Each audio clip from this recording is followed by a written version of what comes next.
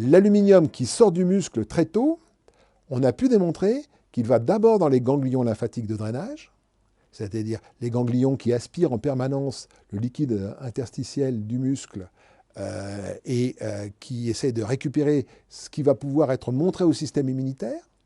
Donc le vaccin est aspiré du muscle et présenté par les cellules de l'immunité aux lymphocytes effecteurs dans le ganglion lymphatique. Donc d'abord dans le ganglion lymphatique, puis après,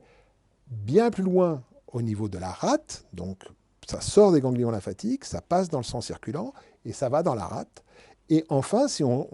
prend suffisamment de temps, une petite quantité des particules d'adjuvant injectées se retrouve pénétrée dans le cerveau, et il apparaît que quand elle pénètre dans le cerveau, c'est en petite quantité, mais elle n'arrive pas à en ressortir. C'est-à-dire qu'il y a un effet accumulatif, c'est comme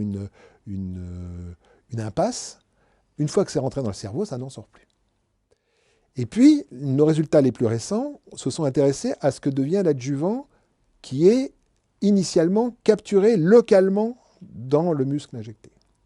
Et là, la très grande surprise, c'est que ce granulome, cet ensemble de cellules, de macrophages qui ont capturé l'adjuvant du muscle,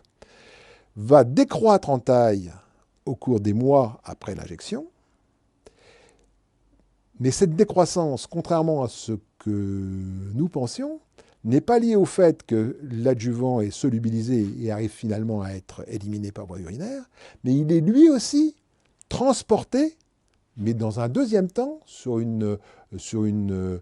échelle de temps beaucoup plus longue, donc en plusieurs mois, il est transporté vers le ganglion de drainage et vers la rate.